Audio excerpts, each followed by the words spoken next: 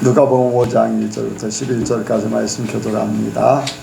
무리가 옹야하여 하나님의 말씀을 들을새 예수는 게네사렛 호수가에 서서 호수가에 비가 있는 것을 보니 그 배에서 나와서 물을 씁니다. 예수께서 한 배에 오르시니 그 배는 시몬의 배라 육지에 조금 뛰기를 정하시고 앉으사 배에서 무리를 가르치시더니 말씀을 마치시고 시몬에게 이르시되 깊은 데 들어서 그물 내어 고기를 잡으라. 시몬이 대답하여 가로되 선생이여 우리들이 밤이 맞도록 수고를 하였으되 얻은 것이 없지만은 말씀에 의지하여 내가 그물을 내리리이다 하고 고기를 것이 심히만 그물이 찢어지는 이에 다른 배에 있는 동물을 손짓하여 와서 도와달라니 저희가 와서 두 배의 채움에 잠기게 되었더라. 주여 나를 떠나소서 나는 죄인이로소이다. 이는 자기와 및 함께 있는 모든 사람이 고기 잡힌 것을 인하여 놀라고 세베대의 아들 로서 심내의 동업자인 야고보와 요한도 놀랐습니다. 예수께서 시몬에게 일러 가라사대 웃어 말라 이제후로는 내가 사람을 취하리라 하시니 같이 합니다. 저희가 배들을 육지에 대고 모든 것을 버려두고 예수를 쫓으니라. 아멘. 한번 인사합니다. 잘 오셨습니다. 잘 오셨습니다. 은혜 많이 받으시기 바랍니다. 예수님을 닮으시기 바랍니다. 이 시간 나누는 시간입니다. 간증하실 분이나 또 기타 질문이라던가 하실 분 아무도 없으신가요? 없으면은 바로 말씀을 듣도록 하겠습니다. 하시겠습니다. 사랑과 은혜가 풍성하신 하나님 아버지, 오늘도 주님을 예배하기 이 자리에 모였습니다. 주님, 우리가 우리의 모든 생각과 우리의 자아들, 우리의 욕을 내려놓고 주님의 말씀에 귀를 기울여 주님의 말씀을 감사함으로 겸손하게 받게 하여 주시옵소서. 주님, 그 말씀이 우리의 심령 가운데 들어오고 또한 우리의 삶이 되게 하여 주시옵소서. 감사드리며 예수님의 이름으로 기도드렸습니다. 오늘 이제 본문 말씀을 보면은 베드로가 등장합니다. 베드로가 등장을 합니다. 예수님과 베드로가 등장을 하는데 이제 예수님께서 베드로가 있는 그 배에 올라타셔서 무리들에게 말씀을 가르치시다가 이제 베드로한테 그물을 내려라 이렇게 하는데 베드로가 어떻게 대답을 하죠? 이제 내가 밤새도록 열심히 애썼지만은 수확이 없었습니다. 그 결실이 없었습니다. 그럼에도 불구하고 내가 그 말씀에 의지하여 그물을 내리라 하고서 많은 물고기를 낚았습니다.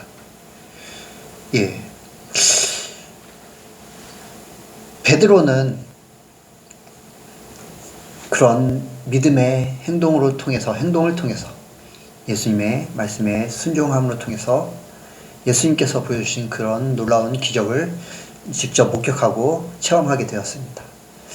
이 말씀을 생각하면서 나는 과연 이런 베드로의 믿음과 같이 하나님의 말씀에 온전히 순종하여서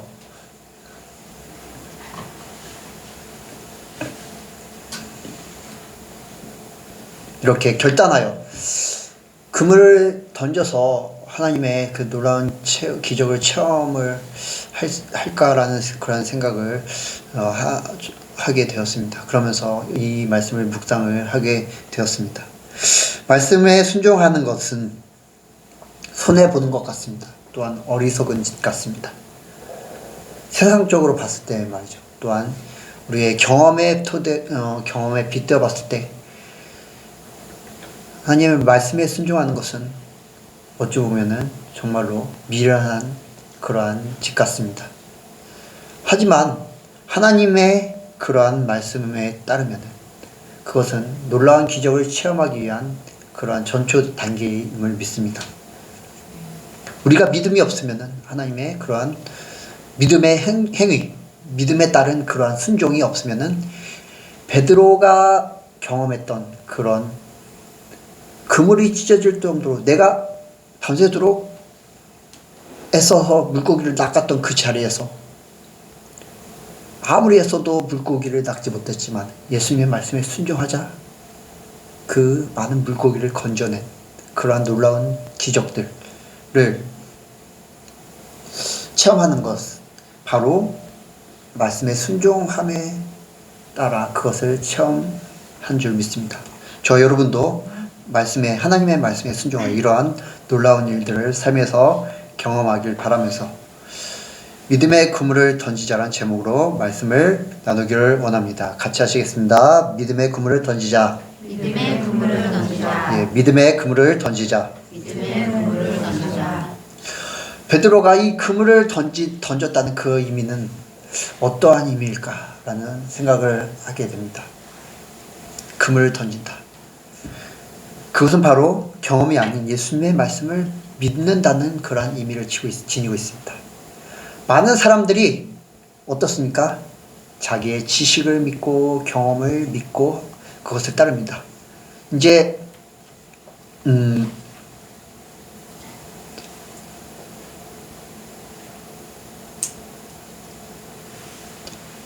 차를 타고 갑니다. 차를 타고 가는데 운전을 하는 것은 이제 처음 운전하는 사람들은 운전하는 것을 많이 무서워합니다. 그래서 막 천천히 갑니다. 그런데 그 운전하는 것에 대해서 익숙하다 보면은, 운전하는 경험치가 쌓이다 보면은 그 운전하는 것이 무섭습니까? 전혀 무섭지 않습니다. 그냥 내가 일상생활 그냥 뭐 일어나고 밥 먹고 자고 뭐 이렇게 일상생활을 하듯 운전하는 것 역시 아무런 그런 거리낌 없이 나의 일상생활이 되는 것입니다. 그것이 바로 경험에서부터 시작되는 것이죠. 그런데 그 경험 가운데 만약에 사고가 났다, 차 사고가 났다, 그러면은 그게 어떻습니까? 내가 또 차 사고가 날까봐 두려워서 차 운전하는 것이 무서워지게 됩니다. 그런데 차 사고가 나지 않고 계속 무사고로 이렇게 운전을 하게 되면은 아무런 사고가 나지 않는다는 그러한 경험으로 인해서 그 차를 운전하게 되는 것이죠. 그렇듯 경험이 우리가 생활을 하는 데 있어서 가장 중요한 요소가 됩니다. 무언가를 이렇게 한다는 것은 경험에서부터 시작되는 것이죠. 경험에서 내가 그것을 하면은 이렇게 되겠다. 이것을 하면은 어떻게 되겠다. 내가 이렇게 예를 들어서 위험한 일을 하면은 내가 다치겠다 하면은 그것을 하지 않고 내가 이렇게 하면은 안전하겠다 하는 그러한 경험에 의해서 비롯되어서 그것들을 이렇게 아무 거리낌 없이 의심 없이 하게 됩니다. 그렇게 사람들은 그런 경험이 너무나도 그 중요한 요소입니다. 삶을 사는 데 있어서. 그런데 베드로 역시 이제 이러한 경험을 바탕으로 이렇게 얘기를 하는 것이죠. 밤이 맞도록 물고기를 잡으려고 애를 썼지만 허탕을 쳤습니다. 허탕을 쳤다는 것, 경험에서 우러나는 것이죠. 이제 베드로가 이때뿐만 아니라 베드로의 그 직업이 바로 어부였기 때문에 그 이전에도 많이 잡혔던 곳은 또 넣으면은 많이 그물을 내리면 많이 잡게 되고, 허탕을 친 곳은 다시 그물을 이렇게 던져도 허탕을 친다는 그러한 경험이 그 베드로 가운데 있었을 것입니다.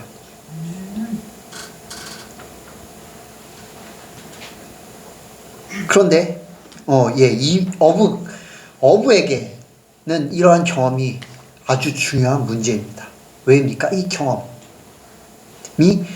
생계와 생사를 책임지기 때문입니다.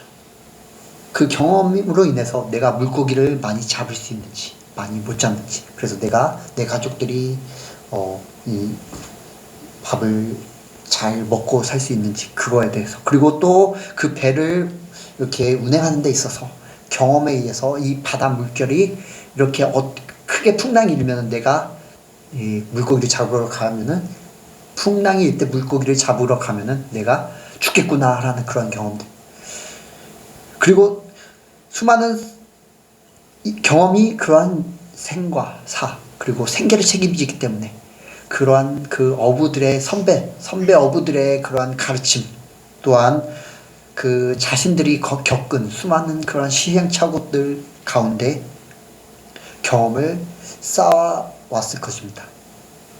그래서 이러한 경험들을 내려놓기란 포기란 베드로에게는 쉽지가 않았을 것입니다. 그런데 베드로는 오늘 말씀에 보면은 경험이 아닌 예수님의 말씀을 의지하여 그물을 내리는 것을 우리는 볼 수가 있습니다. 5절 같이 읽도록 하겠습니다. 5절 시작. 시몬이 대답하여 가로되 선생이여 우리들이 밤이 맞도록 수고를 하였으되 얻은 것이 없지만 말씀에 의지하여 내가 그물을 내리리이다 하고 밤이 맞도록 수고를 하였는데 얻은 것이 없다. 경험을 없지만은 나의 경험은 이렇습니다. 그런데 나는 이 경험을 포기하겠습니다. 이 경험을 내려놓겠습니다. 그 대신 말씀에 의지하여 예수님의 말씀에 의지하여 선생님의 말씀에 의지하여 내가 그물을 내리겠습니다. 하면서 그렇게 예수님의 말씀에 순종을 합니다.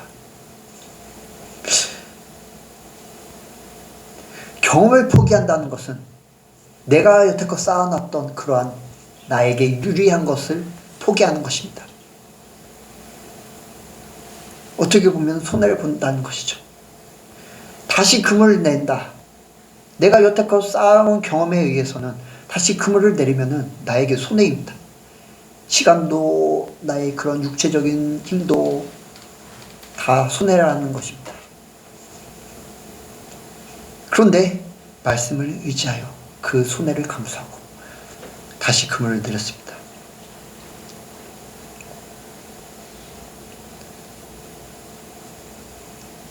사장에 보면은 이제 예수님께서 시몬 베드로의 장모가 열병을 앓았을 때 그 집에 방문하여 말씀으로 열병을 내쫓는 그러한 장면이 등장합니다.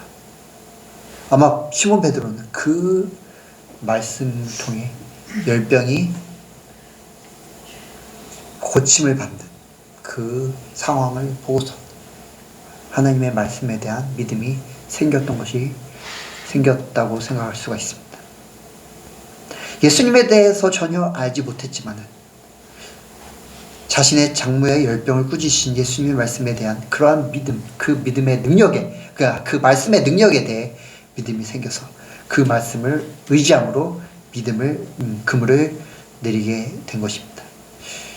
많은 교인들을 보면은 하나님의 말씀보다는 자신의 경험, 세상의 지식을 따르는 것을 많이 볼 수가 있습니다. 이제 쉽게 예를 들면 돈인 것이죠. 돈 문제.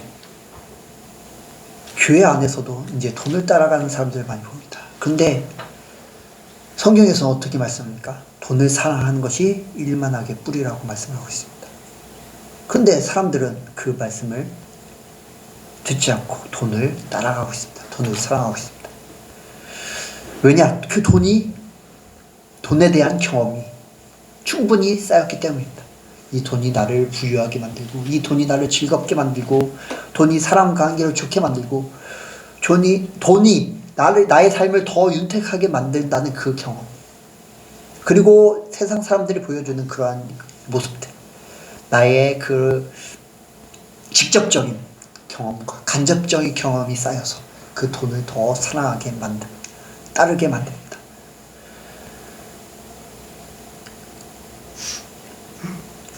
그리고 하나님 그거 돈을 포기하고 하나님의 말씀을 따르면 손해라고 생각하게 됩니다. 여러분들도 세상을 살면서 수많은 경험들을 했을 것입니다. 그런데 그 경험과 하나님의 말씀이 대치하는 상황이 오면 어떻게 하시겠습니까? 경험, 하나님의 말씀이 대치하는 순간이 오게 된다면 어떻게 하시겠습니까? 무엇을 따르시겠습니까?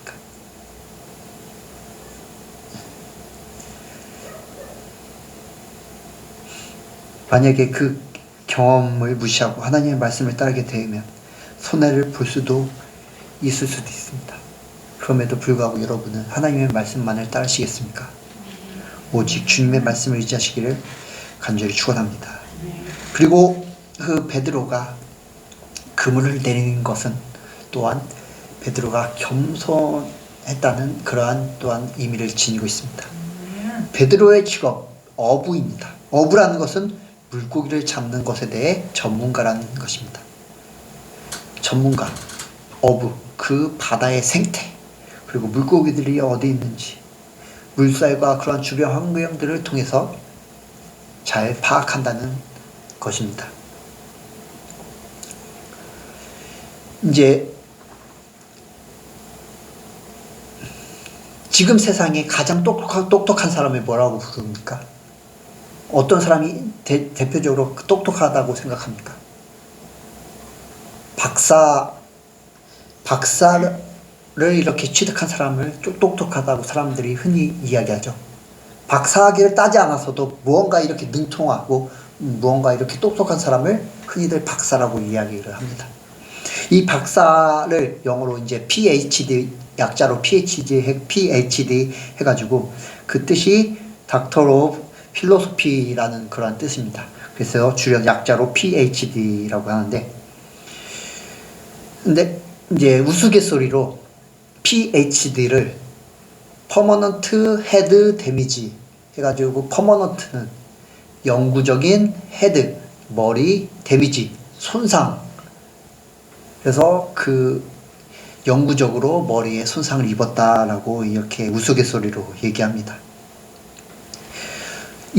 그러한 우스갯소리를 하는 것은 그런 자기들의 그 전문 분야를 제외하고는 다른 것에서는 전혀 무지한 그러한 사람이다라는 식으로 이렇게 놀리는 그러한 의미인데, 또 다른 의미로는 그 전문 분야에 대해서는 다른 사람의 이야기를 듣지 않으려고 한다는 또한 의미를 지니고 있습니다.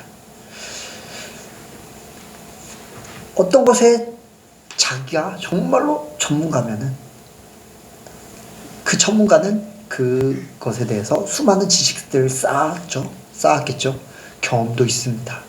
수많은 시행착오를 통해서 이것이 어떻게 되면 이렇게 되고 저렇게 되면 이렇게 되고 하는 그러한 것들을 알게 될 것입니다.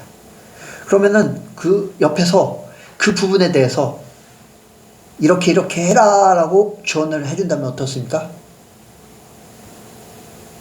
만약에 쉽게 예를 들어서 이제 우리 담임 목사님한테 신앙적인 부분으로 막 이렇게 막 조언을 합니다.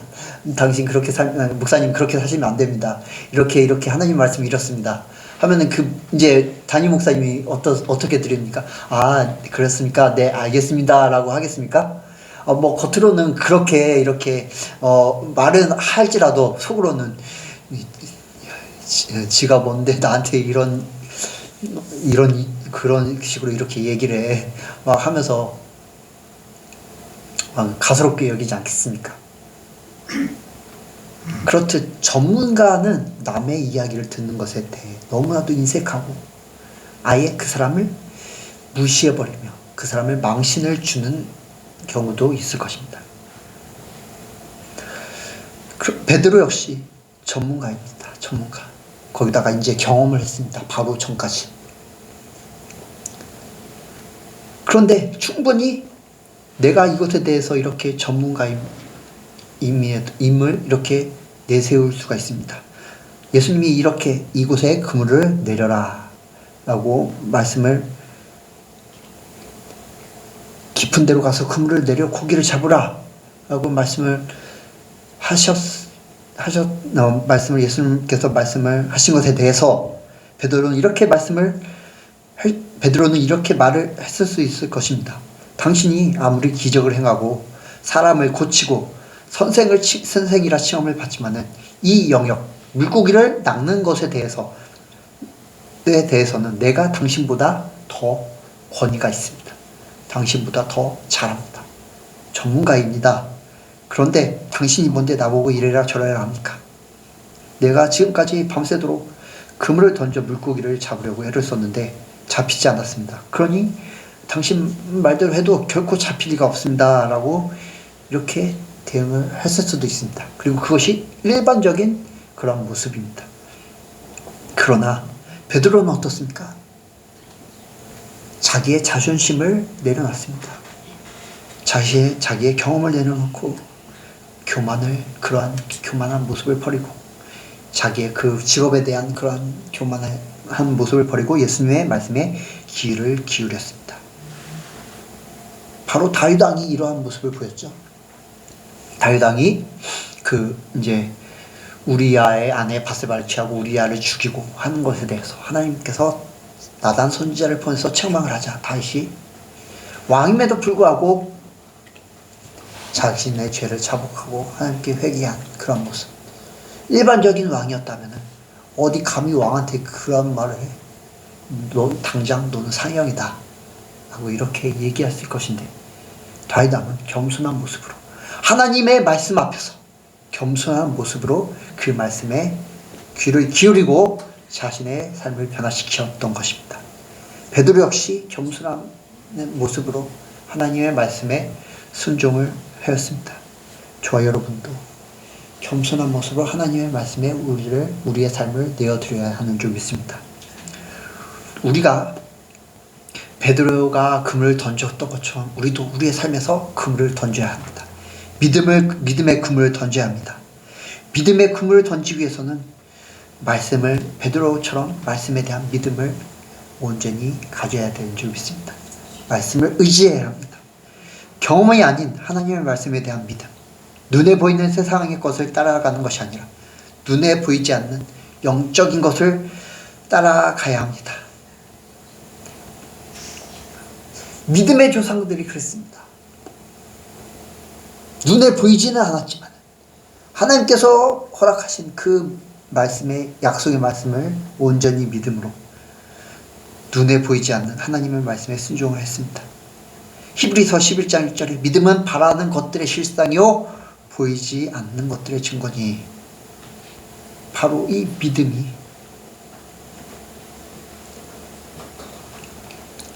경험보다 더 하나님의 말씀에 하나님의 말씀 우리에게 실제로 가져다 줄 줄 믿습니다.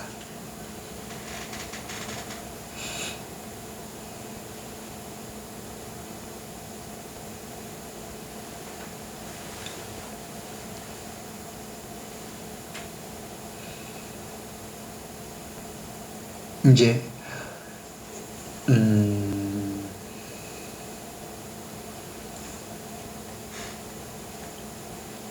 두 번째로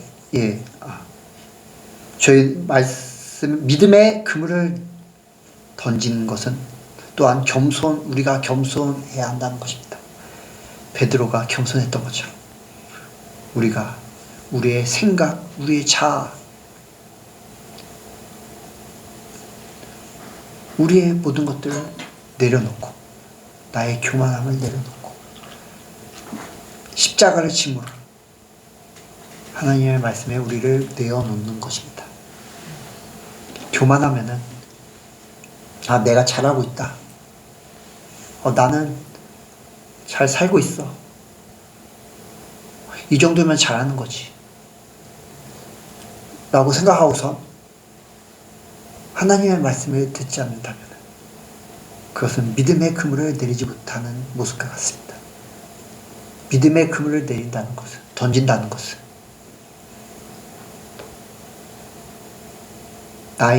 자기의 의를 내려놓는 것입니다. 자존심을 내려놓는 것입니다.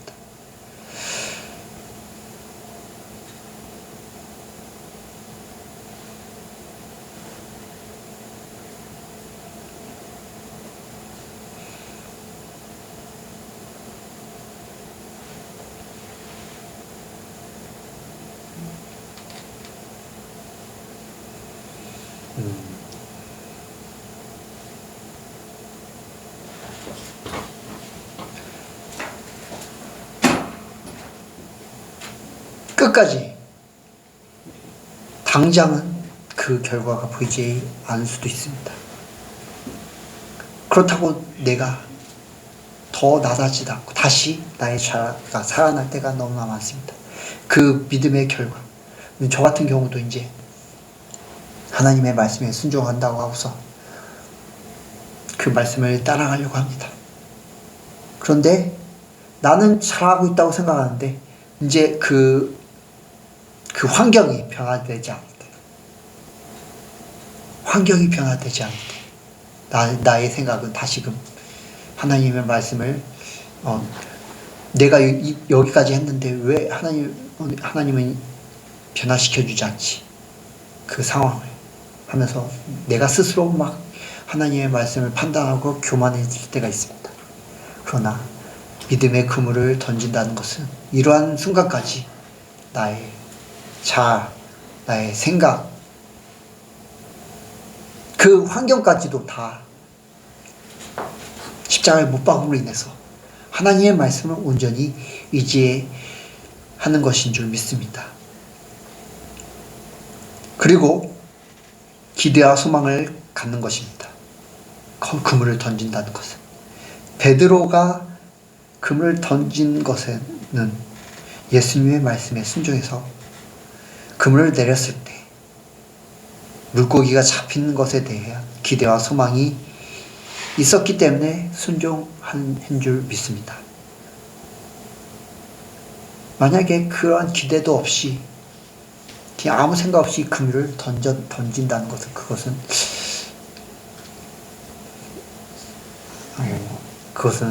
그렇게는 하지는 않았을 것입니다. 일말의 그 희망, 일말의 기대라도 있었기 때문에 큰 기대가 있었을 수도 있죠. 하지만 약간 부정적인 그런 생각이 베드로한테 있었을지라도 기대는 분명히 몇 프로라도 있었을 것입니다. 그렇기 때문에 그 예수님의 말씀에 순종하여 그물을 내렸던 것입니다. 저와 여러분 역시 말씀에 대한 순종의 결과를 기대하고 소망할 때 믿음의 그물을 과감히 던질 수 있습니다. 아브라함이 바로 하나님의 말씀에 순종한 것은 하나님의 말씀에 대한 기대와 소망이 있었기 때문입니다. 아브라함이 하나님이 주실 땅을 기대했기 때문에 하나님의 말씀에 순종하여 본토 친척 아비집을 떠났고, 또한 이삭을, 그 독자 이삭을 죽은 자 가운데서 다시 하나님께로부터 하나님이 다시 살리실 것을 기대했기 때문에 그 독자 이삭을 하나님께 제물로 바쳤던 것입니다. 저와 여러분도 하나님의 말씀에 순종할 때 그 말씀에 대한 그 약속의 말씀에 대한 기대와 소망을 품고 순종하여서 그 하나님께서 우리에게 주실 상급을 온전히 누리시기를 축복드립니다. 그 믿음의 그물을 던진 것에 대한 결과 무엇입니까?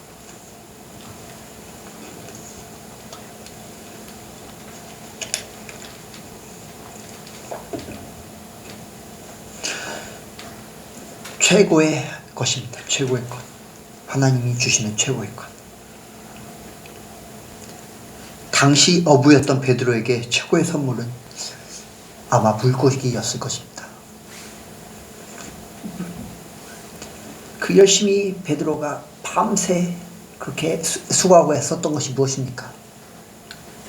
물고기를 낚으려고 그렇게 수고하고 애썼던 것입니다.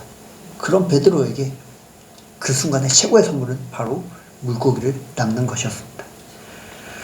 그리고 베드로는 그렇게 예수님의 말씀에 순종하여서 자기에게 최고의 선물을 얻게 됩니다. 그 국물이 찢어질 정도의 그러한 물고기. 하나님의 말씀에 순종한다는 것은 세상의 흐름을 거스른다는 것입니다. 그것은 바로 손해인 것이죠. 그러나 하나님은 그 믿음의 그물을 내리는 순종의 행동을 통해 우리에게 최고의 것을 주시길 원하십니다. 여러분 각자의 순간에, 현재의 순간에 최고의 것을 주시길 원하십니다. 그리고 여러분이 순종하면 그것을 얻게 될 줄 믿습니다.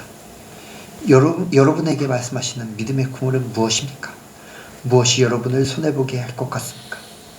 그것들에 대해서 하나님의 말씀에 순종하여 그 손해를 두려워하지 않고 여러분이 에게 주어지는 하나님의 최고의 선물을 온전히 누리시기를 주님으로 축복드립니다. 그리고 이제 기적을 체험합니다. 기적을. 베드로가 정말로 그물이 찢어지도록 낚은 그러한 물고기를 낚는 그러한 기적을 체험했습니다.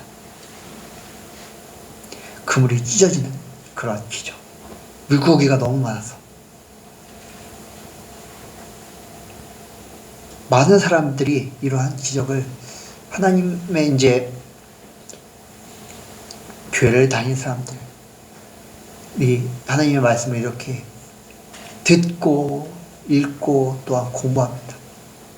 그러면은 성경에 많은 기적들이 체험하게 되죠. 기적들이 나오는 것을 보게 되죠. 그리고 이제 간증들, 기적을 체험한 사람들로부터 들려오는 간증들을 듣게 됩니다. 이제 병 고침을 받았다. 또 이제 못 걷는 자가 걷게 되었다. 뭐 기타 등등 죽은 자가 살아났다. 하면서 이제 많은 사람들이 기적을 체험하기로 원합니다. 하나님의 능력을 보기로 원합니다. 그런데 말씀에 대한 순종이 없으면 자신의 잣대로 기준으로 이 정도 하면 괜찮겠지 하고선 그 이상을 뛰어넘지 않으면 하나님의 기적을 체험할 수가 없습니다. 하나님의 기적은 그 이상을 넘어가는 자, 하나님의 말씀에 하나님의 마음에 합당한 자가 기적을 체험할 수가 있습니다. 자신의 경험을 뛰어넘는 자, 자신의 생각을 뛰어넘는 자가 바로 하나님의 그러한 능력을 체험할 수가 있는 것입니다. 베드로처럼 겸손함으로 경험을 의지하지 않고 하나님의 말씀을 의지하여 믿음의 그물을 내리는 자에게 그물이 찢어질 정도의 많은 물고기를 건져 올리는 그런 기적을 허락하실 줄 믿습니다. 여러분이 정말로 여러분의 그러한 기준에서 더 한 단계 더 뛰어넘어서 정말로 하나님께서 살아서 역사하심을 온전히 느끼는 삶에서 그 정말로 체험하는 그러한 여러분들 되시길 바랍니다. 그리고 이러므로 인해 시몬 베드로는 그 기적을 체험하고서는 어떻게 했습니까? 예수님을 주라고 시은합니다. 8절에 같이 읽겠습니다. 8절 시작. 시몬 베드로가 이를 보고 예수의 무릎 앞에 엎드려 가로되 주여 나를 떠나소서 나는 죄인이로소이다 하니 주여 나를 떠나소서 주여. 이러한 그 기적을 삶에서 체험할 때 정말로 예수님이 나의 주인, 하나님의 나의 주인이 되심을 우리는 고백할 수 있습니다. 오직 예수 그리스도가 우리의 주심을 고백할 수가 있습니다. 그렇기 때문에 베드로 주일 말씀에 주는 그리스도시요 살아계신 하나님의 아들이십니다 라는 그 베드로의 고백이 있었다고 우리는 이제 주일 말씀을 들었죠. 베드로가 이러한 그 믿음의 순종으로 인해 기적을 체험함으로 인해 예수님의 주 되심, 예수님의 메시아 되심을 알게 되었던 것이 고백하게 되었던 것입니다. 그리고 그 고백이 있어야 예수님을 온전히 따를 수가 있습니다. 11절에 저희가 배들을 육지에 대고 모든 것을 버려두고 예수를 쫓으니라. 모든 것을 버려두고 자기의 그러한 생계수단을 다 버려두고 가족들도 버려두고 예수님을 쫓았습니다. 왜입니까? 예수님이 주인이심을, 주님 되심을 깨달았기 때문입니다. 예수님만이 자신의 생명을 책임져 주실 분이심을 알았기 때문입니다. 저와 여러분도 우리의 삶에서 예수님이 우리의 주님이시며 우리의 구원자이심을 온전히 고백하고 그러한 믿음의 고백을 기반으로 하여 온전히 주님을 따르시길 주님으로 축복드립니다. 내 반석에 이제 베드로가 그런 고백이 있고 나서 주는 그리스도시요 살아계신 하나님의 아들이시니다 라는 고백이 있고 나서 예수님이 뭐라고 말씀하셨습니까?